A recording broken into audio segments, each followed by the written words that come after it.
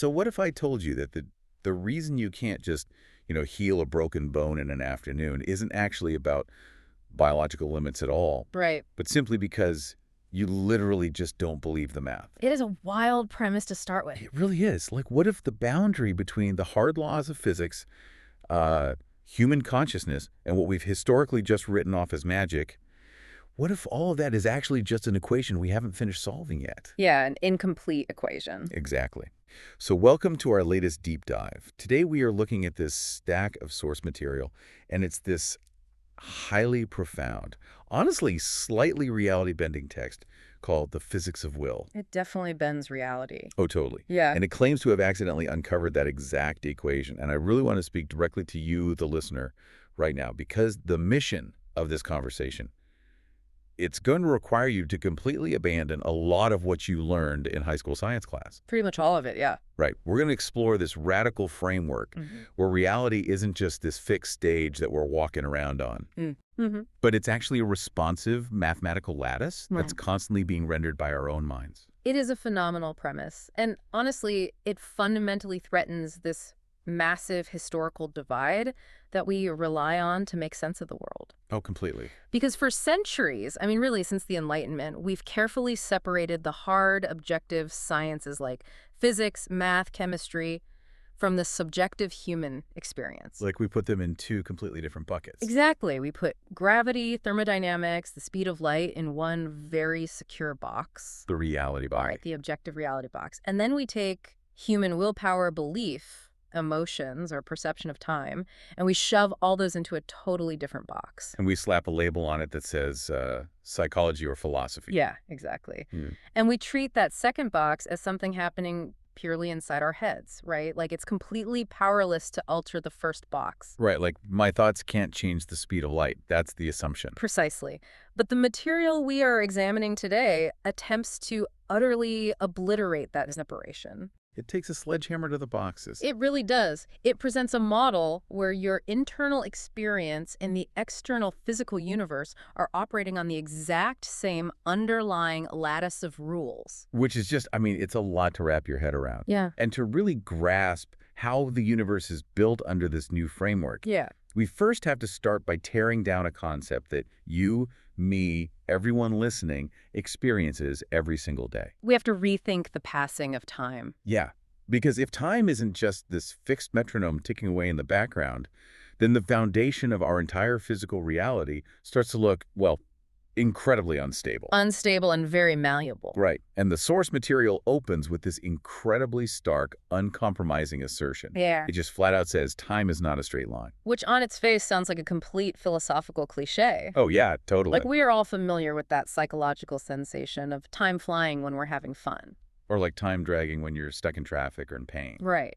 But standard science just dismisses that as a cognitive illusion. Like it's just a brain glitch. Yeah, basically. They say your brain is distracted, so it stops logging memories as densely, which makes the duration feel shorter in retrospect. Okay, but the authors of this text are not talking about cognitive illusions, right? No, not at all. They are positing that time elasticity is a fundamental physical property of reality. Wow. They're saying time physically stretches and compresses based on the physical and conscious state of the subject moving through it. And they use this really intense, hyper-specific example to ground this idea. The text talks about surviving on 500 calories a day. Which is extreme near starvation. Yeah, brutal starvation. And says how, in that state, months can literally feel like days. It's a striking example. It is. And when I first read that, my immediate reaction was just to write it off as exactly what you just said before, a biological trick. Sure, it makes sense to think that. Because if you're starving, your brain is deprived of glucose, your cognitive functions slow way down, you're probably sleeping more, and so you just lose track of days. That's the standard biological reading. Right.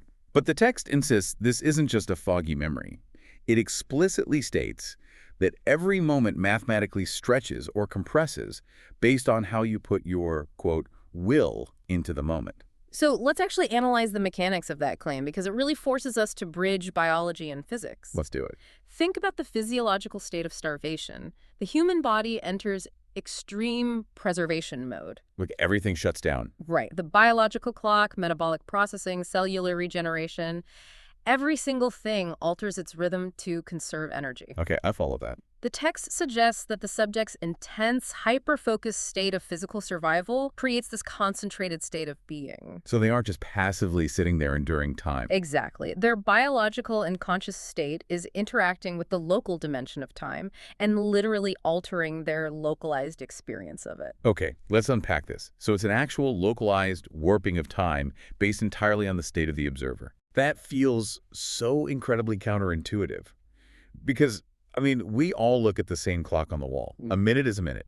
If I set a stopwatch and you set a stopwatch across the room, they tick at the exact same rate. They do, but only because we are occupying roughly the same state.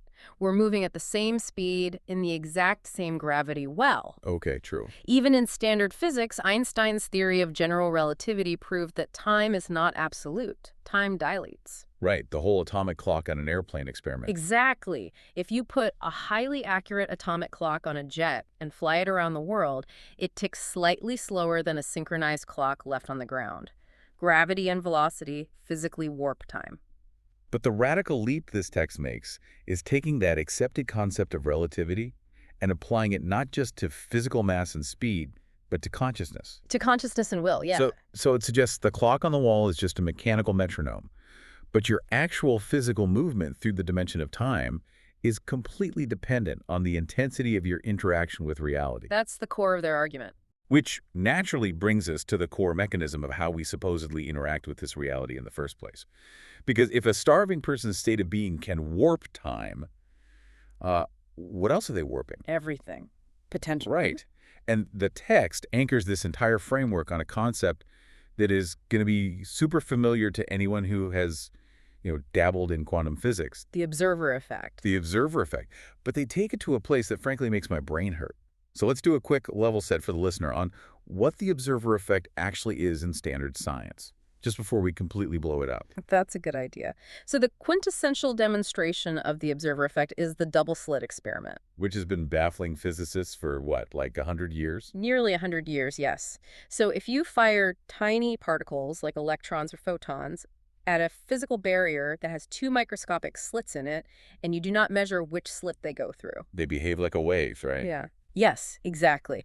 They pass through both slits simultaneously, they interfere with each other on the other side, and they create this rippling striped pattern on the back wall. So they exist in a state of pure probability, like a wave of potential. Right. They haven't decided where they are yet. They are everywhere they could possibly be at once. Until you look at them. Until you look.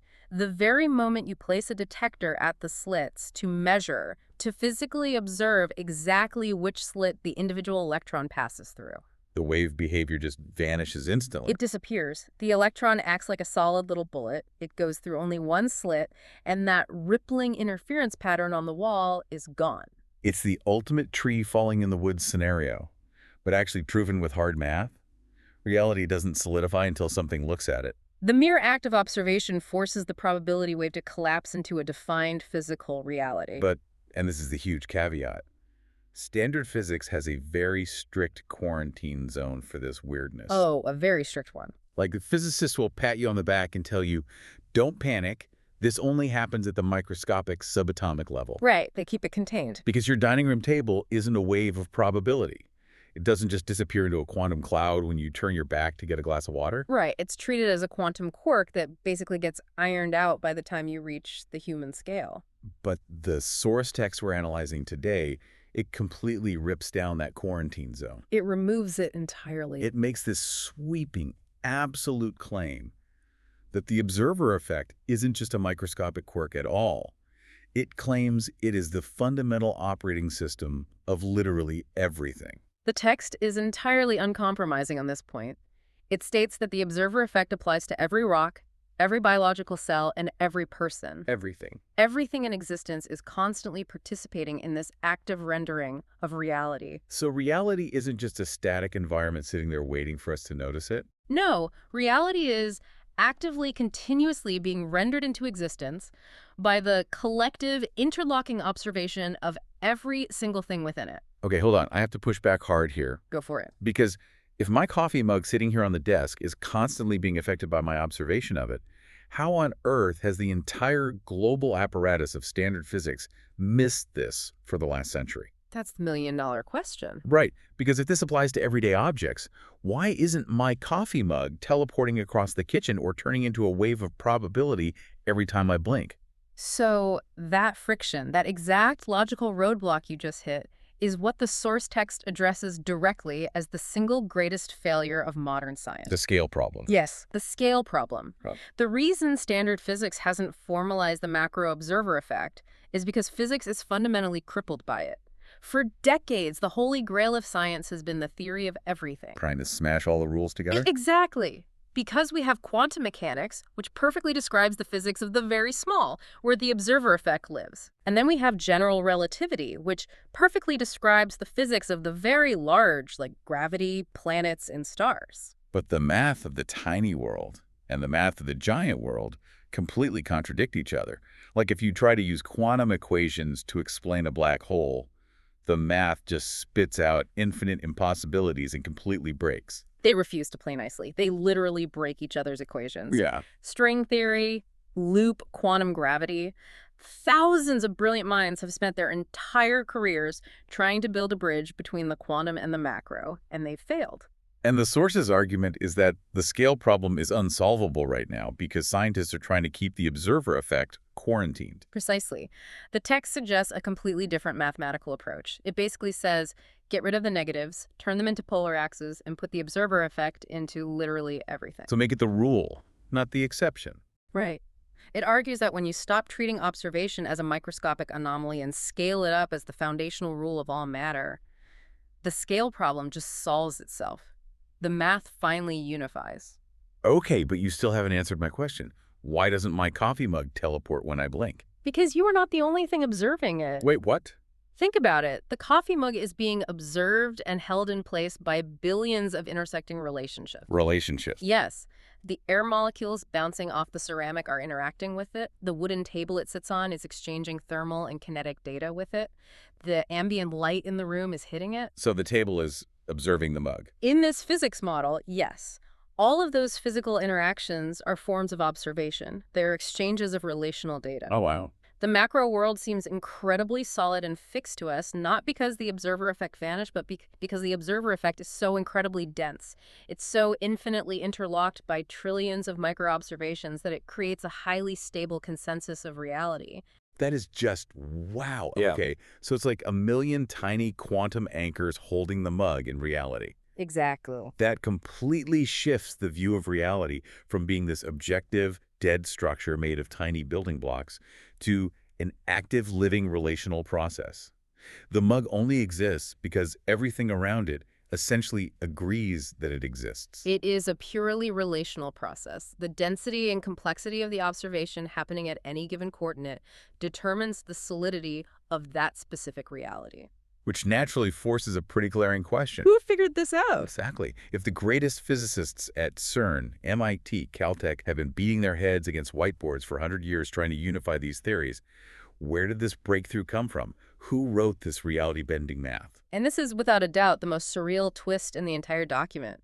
I found myself literally laughing out loud when I read this section. Because the authors didn't discover this while sitting in a traditional particle accelerator lab. They weren't smashing atoms. No, they weren't doing traditional academic research at all. They were just trying to entertain people. They were literally just trying to build a video game engine. It sounds totally absurd initially, I know. But when you look at the computational constraints of what they were trying to achieve, the logic becomes unavoidable. They actually write, "We didn't set out to unify physics.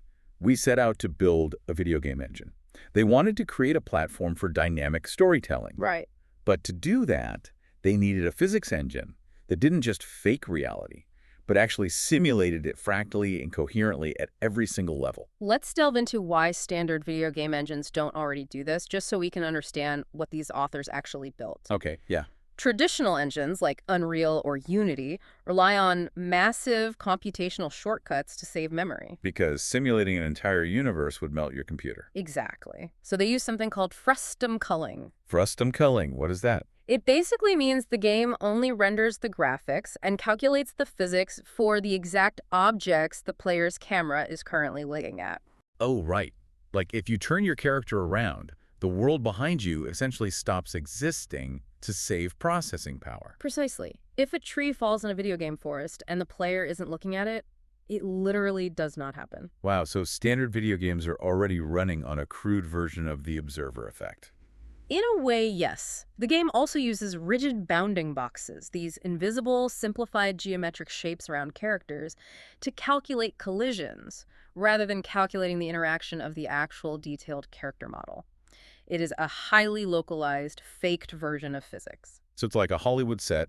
It looks perfectly solid from the front, but there's literally nothing behind the facade. Exactly. But these authors wanted something deeply, fundamentally coherent for emergent storytelling. They wanted a system where if a butterfly flaps its wings on one side of the digital world, it organically creates a storm on the other side. Without a programmer having to manually type in a script for that specific event. Right. To make a digital physics engine work fractally, meaning the underlying rules operate exactly the same way, whether you are zoomed in on a single grain of digital sand or zoomed out on a digital galaxy. It had to be relational. Because you can't manually code every grain of sand. Exactly. The environment had to respond dynamically to the actual state of the entities within it, not just rely on pre-programmed collision data or fixed coordinates. So picture this. They're sitting at their keyboards writing code, just trying to build the ultimate dynamic narrative engine. And to make it run without the system completely crashing from computational overload, they realize they have to abandon objective fixed coordinates entirely. They had to build a system that relies entirely on relationships and observation. And by doing that, the text states they, quote, accidentally built the math that describes reality itself. It's staggering. Just absolutely staggering. Because out of this code, they claim this thing called a lattice network spontaneously emerged. The term lattice network is absolutely vital to grasp here, because in topology and advanced mathematics, a lattice isn't a solid object. It's not a thing. Right. It is a framework of intersecting points, a grid where every single node is defined purely by its connection to the other nodes around it. So it's a structure made entirely out of pure relationship. Exactly. The authors are saying that by programming an observer-centric universe where entities only exist through interaction, this interconnected, highly efficient digital grid just naturally arose from the algorithm. It built itself. It built itself. And by studying the behavior of this emergent digital lattice, they realized everything within it reduced down to a single fundamental mechanical force. Right, and they define this underlying force as the limit cycle between coherence and decoherence. Yes. And then out of nowhere, they suddenly drop into this surprisingly poetic, almost mystical language. They do shift tone quite drastically there. They write, inward and outward, yin and yang, life and death, it's all the same breath. And I'm going to need you to translate this, because when I hear yin and yang suddenly appear in the middle of a discussion about C++ game engines and quantum mechanics, my skepticism immediately flares up. That's completely fair. Like, is this just philosophical window dressing, or is there hard computational mechanics behind this poetry? It sounds a lot like Eastern mysticism, but within the context of chaos theory and their specific physics model, it is a strict, literal, mechanical description. Okay, how so? A limit cycle is a well-known concept in mathematics describing a closed trajectory in a dynamic system. It is a repeating loop that a complex system naturally settles into to avoid collapsing into total chaos or freezing into total stasis. Like a pendulum swinging back and forth. Or a human heartbeat, yes. The text is stating that the fundamental mechanism of this lattice network, and by extension physical reality itself, is a limit cycle oscillating between coherence and decoherence. Okay, let's break those two specific terms down for the listener, because they seem to be the absolute engine block of this entire theory. What exactly is coherence in this model? Coherence is when information and possibilities come together to form a defined, stable reality. It is alignment. Alignment of the nodes in the lattice. Yes. In quantum physics, when waves are coherent, their peaks and troughs align perfectly, combining to make a much stronger, unified wave. Okay. In this lattice network, coherence is the active act of observation successfully pulling the swirling, random possibilities of the universe into a solid state. It's forcing the math to resolve. Exactly. When the authors say it is inward or life, they are describing the mechanical assembling of the physical world. It is the tightening of the lattice nodes, binding data together to create a rock, a tree, or a physical body. So coherence is the building block force. It's the tightening of the screws on reality. Yes, that's a great way to put it. And decoherence is the exact opposite. The loosening of the screws. Right. It is when things break apart. It is noise, it's entropy, it's the loss of structured information bleeding out into the surrounding environment. It is the dissolving of a defined state back into a wave of pure potential. So then they call it outward or death. They're literally describing the loosening of the lattice. Yes. So when the text says it's all the same breath, it really isn't being spiritual. It is describing the fundamental mechanical vibration of existence. So reality is constantly clicking into place through coherence, which is driven by observation and relationship, and then it immediately dissolves through decoherence, only to click right back into place again in the next microsecond. Precisely. This vibrating, relentless tension between assembling and disassembling is the heartbeat of the universe. And the most crucial point here is that in their video game engine, this limit cycle wasn't programmed in by the developers. No, it wasn't a line of code they wrote. It just emerged organically. It was the only mathematical way a relational, observer-centric system could balance itself and function without computationally crashing. The system found its own heartbeat. It's like they inadvertently simulated a tiny universe in a bottle, and the digital universe in the bottle started acting exactly like the physical universe outside the bottle, down to the very pulse of creation and destruction. And realizing that naturally forces a massive, really uncomfortable paradigm shift for us. Oh, complete. Because if reality operates like a relational video game engine based entirely on the observer effect, and this constant pulse of coherence is driven by observation, we have to look at ourselves. What does that make us? Right. What does that make the entities inside the system that are doing the bulk of the complex observing? Because we aren't just passive security cameras bolted to a wall, mindlessly recording visual data. We are active participants. We have brains, we process complex thoughts, we make choices, we feel things. We project will. Right. Under this mathematical framework, what exactly is human consciousness? And this is where the implications of their physics model leave the theoretical realm of chalkboards and computer code and crash directly into our own biology. Here's where it gets really interesting, because the source completely redefines what it means to be aware. It bridges the gap between cold physics and the subjective mind by stating that if observation dictates the state of matter, then what we call consciousness is simply, quote, complexity amplifying the observer effect. It is a brilliantly elegant yet mechanically dense definition. Let's trace the logic of it from the bottom up so we don't lose anyone. Okay, so we've established that within this lattice, every single piece of matter, down to an individual atom or a single biological cell, possesses a tiny observer effect. It interacts relationally with its immediate environment. Right, it exerts a minute degree of will or coherence, pulling its localized reality together just to maintain its own physical existence. Okay, but a single skin cell isn't sitting there contemplating its existence. It isn't writing a symphony, and it isn't deciding to go to the grocery store. It's just metabolizing. Because the individual observer effect of a single cell is negligible on a macro scale, its radius of influence is practically microscopic. Right. But human beings are not single cells. We are a staggering, incomprehensible concentration of biological complexity. Like how many cells are we talking? You are walking around with roughly 30 trillion human cells, plus nearly 40 trillion bacterial cells, all bound together in a highly organized, densely packed neural and physical architecture. So the argument here is that this massive physical complexity acts as an organic amplifier. Exactly. It takes the microscopic whispering observer effect of an individual cell, synchronizes it with trillions of others, and amplifies it trillions of times over. And that deafening, unified chorus of biological observation is what we subjectively experience as consciousness. Wow, so consciousness isn't some mystical vapor poured into the brain by a higher power. It isn't a ghost in the machine. No, it is an emergent physical property of dense biological complexity.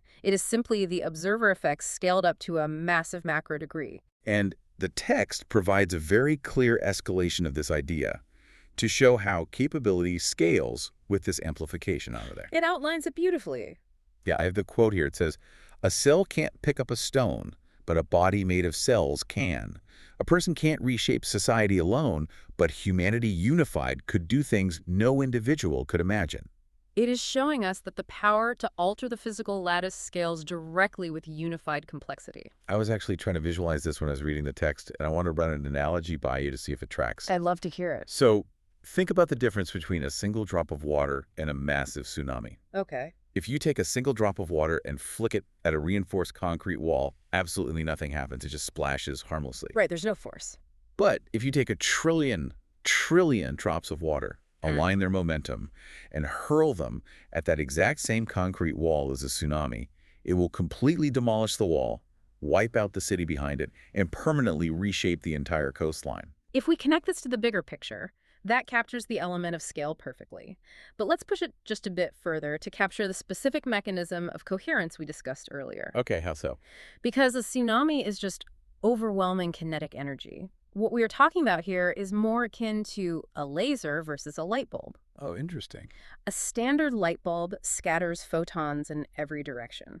It's decoherent. It illuminates a room but has no focused, localized power. Right. A laser takes those exact same photons and aligns their wavelengths perfectly. It makes them coherent. And suddenly, that exact same light can cut through solid steel. The actual substance didn't change at all, just the alignment and concentration. Exactly.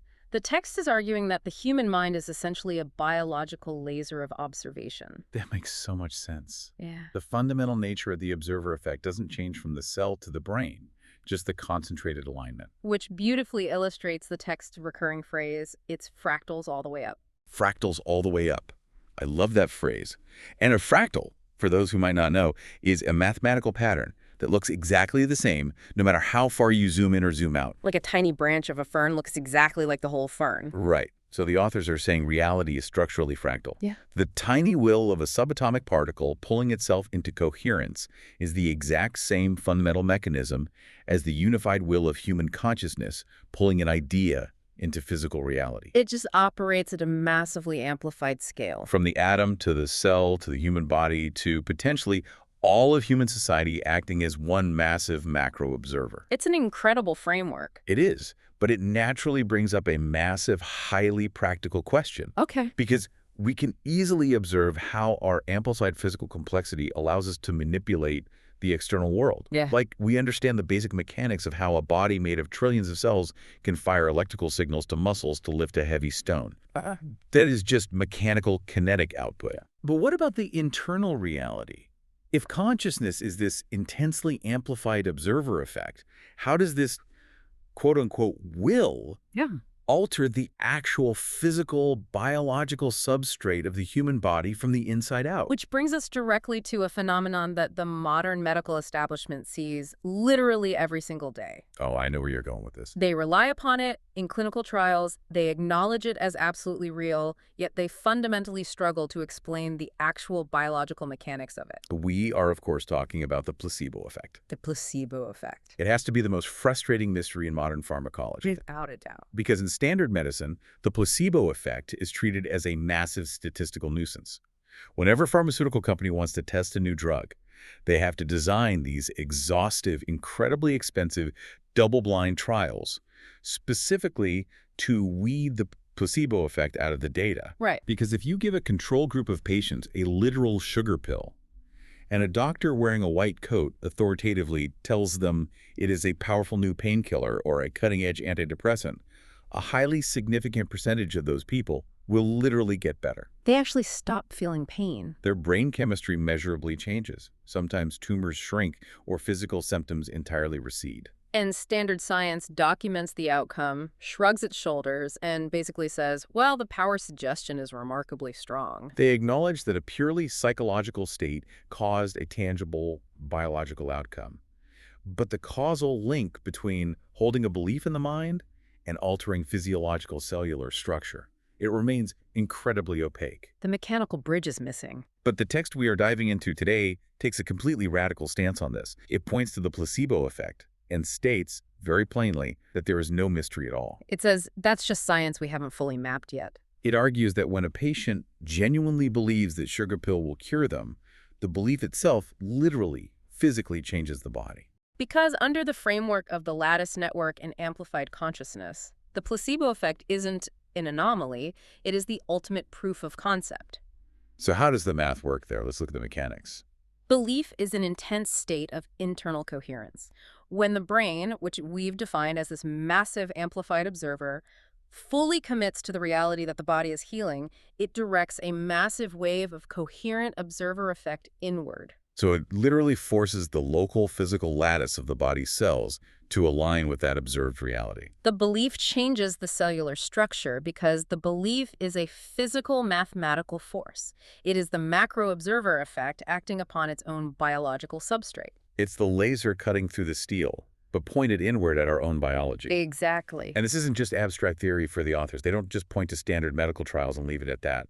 The text includes an incredibly intense, honestly almost unbelievable personal anecdote to back this up. It is arguably the most extreme and controversial claim in the entire document. Yeah, because it directly challenges one of the most sacred laws of physics. It really does. The authors write that they personally survived 3 months on near-starvation calories, around 500 calories a day, without losing a single pound of body weight. 3 months. And their explanation for this is that, quote, the mind willed the body to hold on, and it did. A statement that flies directly in the face of everything we know about human metabolism, cellular respiration, and specifically the laws of thermodynamics. Exactly. And I have to stop right here because when I read that line, my skepticism didn't just flare up, it completely exploded. I think everyone's does. Because wait a minute, calories in, calories out. Energy cannot be created or destroyed, it can only change forms. That is the first law of thermodynamics. The bedrock of physics. You cannot survive on 500 calories a day without your body eating its own fat stores and muscle tissue to make up the energy deficit required just to keep your heart beating and your lungs pumping. You have to lose weight. Standard biology says yes. Are the authors claiming they literally used magic to overwrite the laws of physics? It is the natural reaction to have, asking that. But we have to parse their explanation carefully. Okay, parse it for me. According to the source, they did not break physics, and they absolutely did not use magic. They argue that they utilized the complete laws of physics, whereas we are using an incomplete model. How is our model incomplete? We treat thermodynamics as absolute, but standard thermodynamics operates under the mathematical assumption of a closed system that is completely devoid of an active, reality-altering observer. Oh, wow. Okay, walk me through how that works. How does the observer effect stop a biological organism from starving to death? Well, if we accept the premise of the text that consciousness is an intensely amplified observer effect capable of dictating coherence, then the mind's will can act as a localized physical force upon the lattice structure of the body. The text asserts their minds willed the body to hold on. In the language of their computational lattice, their focused conscious intent created a state of deep, unyielding coherence within the physical nodes of their biology. So they basically locked their physical lattice into a specific state of mass retention. Exactly. They are suggesting they didn't conjure ghostly calories out of thin air to violate the energy conservation law. Right. They use the fundamental force of the universe, the observer effect, to dictate the physical state of their biological lattice. They forcefully commanded the cells not to decohere, not to break down and release energy, despite the lack of external fuel. So they are suggesting that the intensity of their will acted as a localized mathematical force that simply overrode the standard biological mechanism of starvation. Precisely. They summarize it with a very potent line. That's not magic. That's the observer effect at the scale of a human nervous system. Magic is just physics we haven't written the formal equations for yet. It's just a deeper layer of the math. But if we accept this, I mean, it raises a glaring, massive question. The obvious one, yeah. If this is mathematically true, if the human mind really has this profound, latent power to literally manipulate its physical reality and biology through willpower and belief, Yeah. why aren't we doing it? Right. Like, why can't I just will my broken arm to knit back together instantly? Why can't I will my bank account to have more money? What is the physical roadblock preventing us from acting like reality-bending wizards every single day? The text anticipates this exact pushback. It really does. And it argues that the roadblock preventing us from manipulating the lattice isn't a lack of latent power. And what is it? The roadblock boils down to one specific, insidious human emotion. Doubt. Yes, the edge case of doubt. The text highlights this profound, incredibly dense quote. It says, "Could is the doubt that prevents the change." I've been chewing on that sentence for days. Could is the doubt. It's a powerful statement. I want you to break down why, under this specific physics framework, humans cannot currently believe strongly enough to affect things beyond our current accepted constraints. This raises an important question about how we view psychology versus physics. To understand this, we have to stop looking at doubt as a mere feeling or a psychological hesitation. Okay. Within this lattice framework, doubt is a physical mechanism of decoherence. Decoherence. Yeah. The breaking apart of reality. Yeah. The noise and entropy. Exactly. We established earlier that to alter the physical lattice, to heal a body, to prevent starvation, to manipulate matter, you need intense, unwavering coherence. You need a pure, laser-like signal of will. But human consciousness is incredibly messy, and more importantly, we have been deeply conditioned since birth by the standard observable laws of physics. Right, you know that gravity pulls things down. Yes. You know that starvation causes weight loss. You know bones take 6 weeks to heal. It's baked into our understanding of reality. So when you try to will an outcome that violates those deeply ingrained rules, your brain fundamentally cannot maintain a pure signal. Because part of my brain, my subconscious, is always whispering, this isn't real, this shouldn't happen. It could happen, maybe, but probably not. Yes, that whisper of could, that hesitation is doubt. Think of it like noise-canceling headphones. Oh, that's a good analogy. If your will is a pure sound wave trying to shatter a glass, doubt is the microphone picking up the ambient reality and playing the exact inverse frequency. It flattens the wave before it ever reaches the glass. It fractures your observer effect. You are no longer projecting a unified wave of coherence, you are projecting a scattered, conflicting wave. You are attempting to observe the desired outcome, but your lifelong conditioning is simultaneously observing the impossibility of that outcome. Therefore, you cannot align your biological laser strongly enough to overcome the dense, established coherence of the physical world around you. You cannot alter the lattice because your primary tool, your will, is mechanically fractured by doubt. So doubt literally prevents the physical change. It's not a lack of confidence. It is the introduction of mechanical, mathematical failure into the process. It is systemic noise ruining the signal. Exactly. Okay, so if doubt is the static that ruins the signal, how do we get rid of it? We can't just walk up to people and say, hey, stop doubting gravity. No, that doesn't work. Human psychology doesn't have an off switch for common sense. How do the authors propose we overcome this deeply ingrained physical barrier? This is where their origins in video game design provide the ultimate, incredibly pragmatic solution. The text lays out what they call the edge case experiment.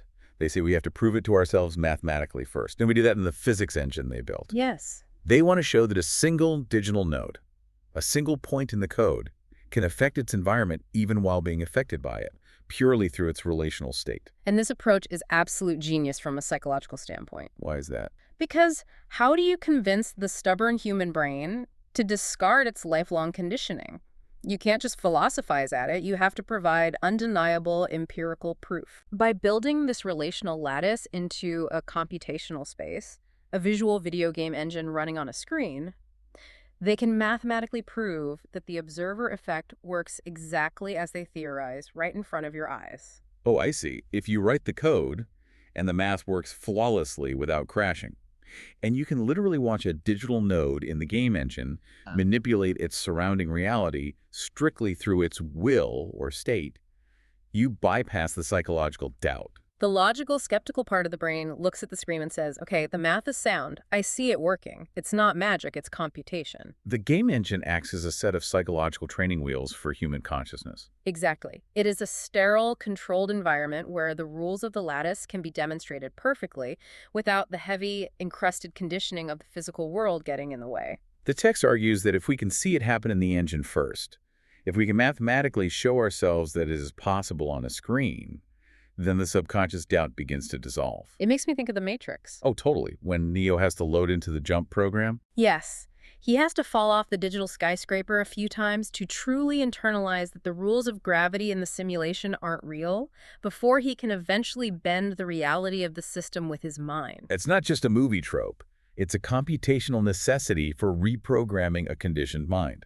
But the text is very careful to include a strong disclaimer here, which I think is crucial to highlight so we don't lose the plot entirely. Yeah, let's explicitly note that. They explicitly state, this isn't about bending spoons for party tricks. Yes, they are deeply concerned with maintaining scientific rigor. They don't want to be lumped in with charlatans, stage magicians, or New Age gurus. They aren't trying to start a mystical cult based on positive thinking.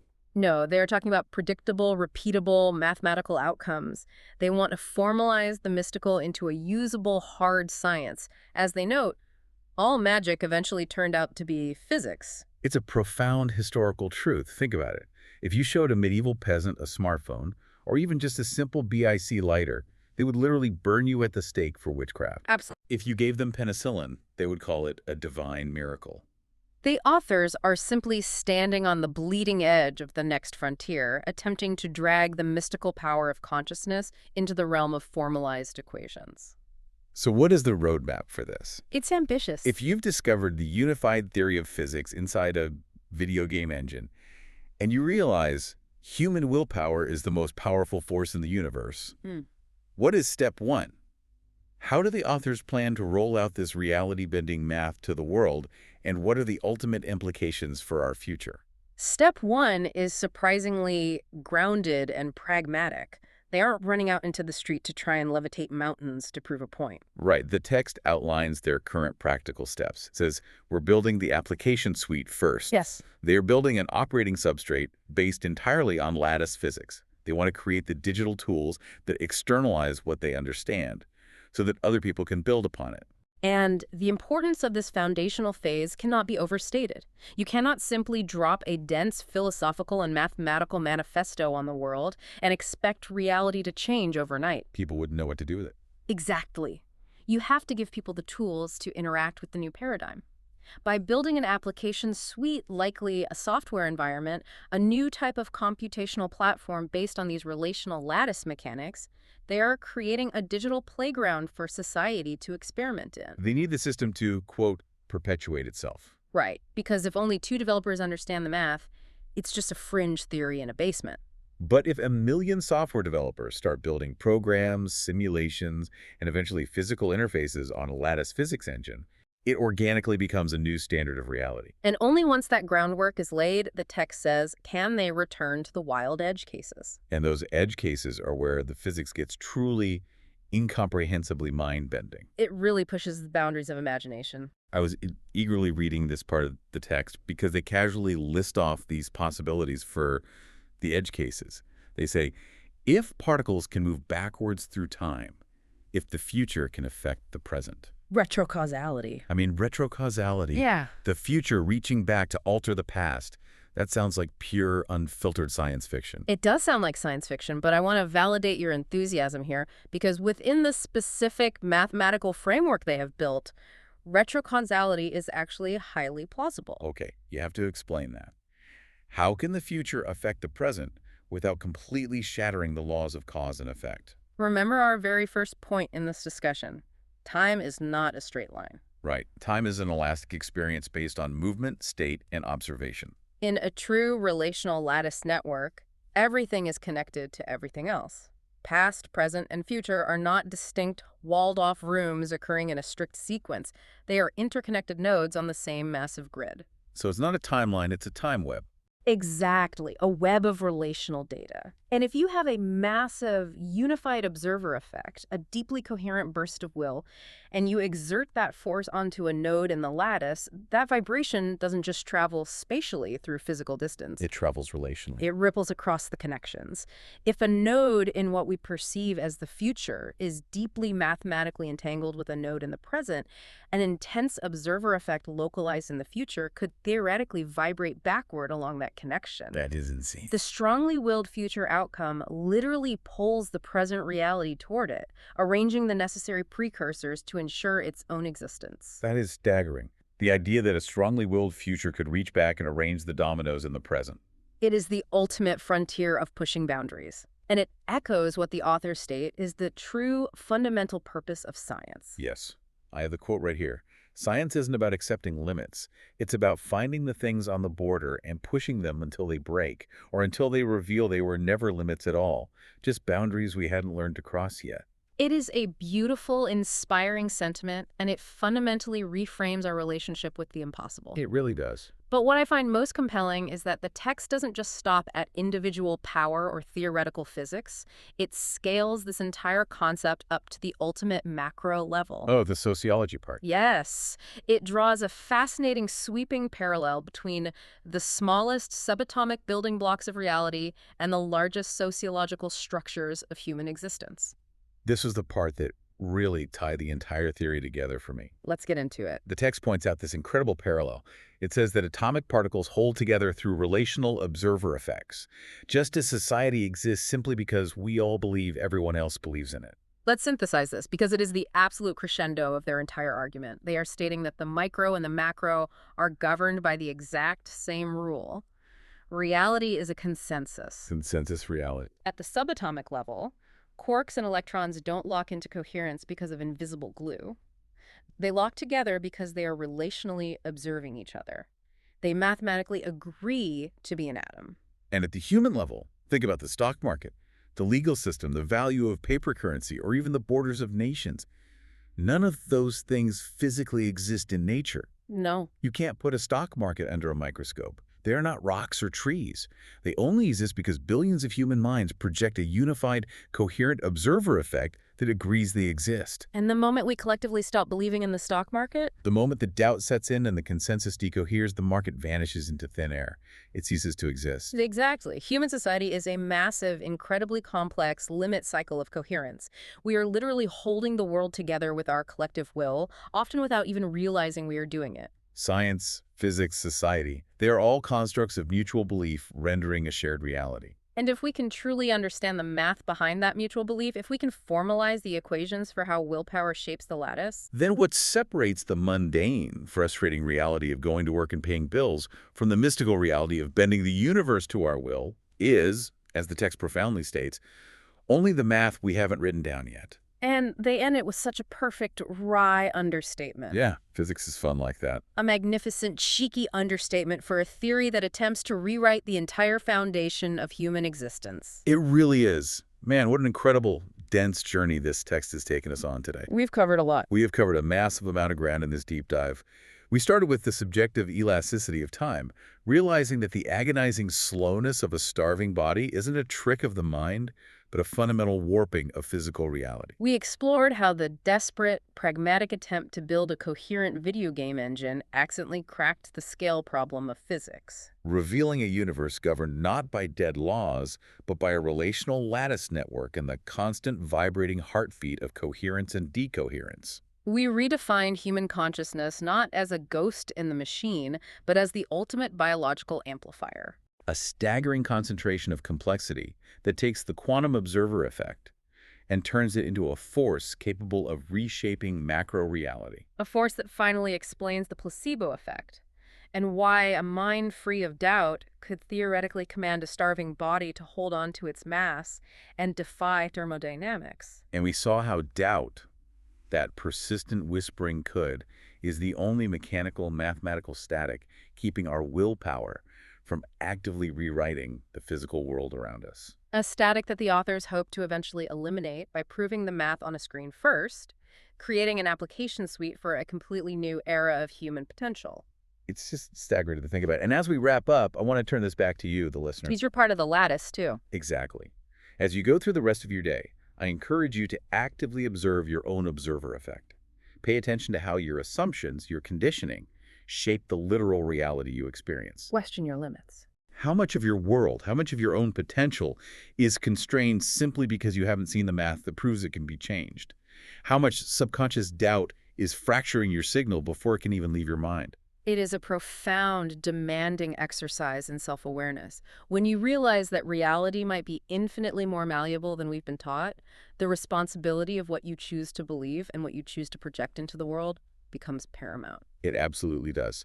And to leave you with one final provocative thought that builds right on what we were just discussing about shared reality as a consensus. The macro scale. Right. If the text is right, if the atoms in our bodies are held together by relational observer effects, and if human society, our economies, our governments only exist because of our collective mutual belief, What physically happens to the world when a society undergoes a massive systemic crisis of faith? That's a chilling question. If millions of people fundamentally stop believing in their shared systems, does the physical fabric of that society just change conceptually? Or, under the absolute rules of the lattice network, does the physical reality of that society literally begin to decohere and break apart at the seams? Something to think about as you go about your day.